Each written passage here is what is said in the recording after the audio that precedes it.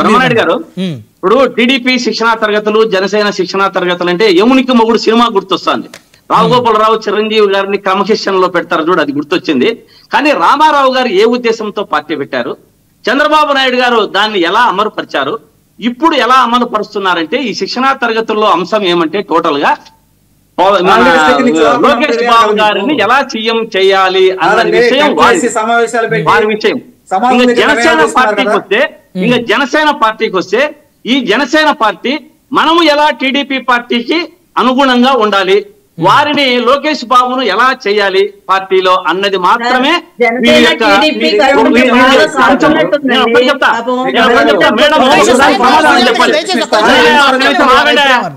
ఒక నిమిషం ఆగండి, కొంచెం ఆగండి.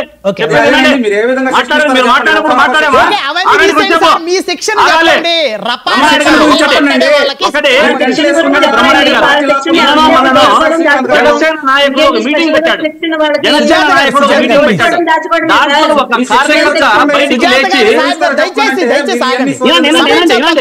ఒక కార్యకర్త బయటికి లేచి అడిగాడు, నువ్వు ఎప్పుడు ఏమి చెయ్యమంటే చేసేదానికి మేము ఊరికే లేము, నువ్వు ఊరికే పార్టీకి టీడీపీ పార్టీకి అనుగుణంగా పోతున్నావు అంటే మైక్ కట్ చేశారు. దానికి సమాధానం చెప్పమనండి. పవన్ కళ్యాణ్ గారు ఎక్కడ సార్ మీకు బిట్టు పంపించాలి? పవన్ కళ్యాణ్ గారు ఏదో మాట్లాడారు, ఎదురున్న కార్యకర్త నువ్వు ఎప్పుడు చేయమంటావు, 2019లో లేచి అడిగాడు, అడిగితే మైక్ కట్ చేస్తారు వీళ్ళు. నువ్వు కూర్చోబోయే అవన్నీ మళ్ళీ చూద్దాము, నేను రాజకీయం మాట్లాడడానికి రాలేదు, మీ అభివృద్ధి కోసం వచ్చాను అని చెప్పాడు.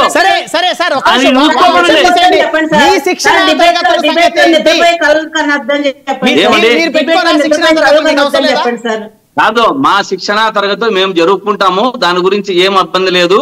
వీరి శిక్షణా తరగతులు రెండూ కూడా ఒకటికి లోకేష్ బాబు గారిని ఎలా సీఎం చేయాలి, వీరు 15 ఏళ్ళు వారికి ఎలా ఊడిగం చేయాలి అనే అంశాల మీదే రెండు సపరేట్ జరుపుకుంటుంటారు. మా పార్టీ నిర్ణయాలు మావి, మా యొక్క విధి విధానాలు మావి.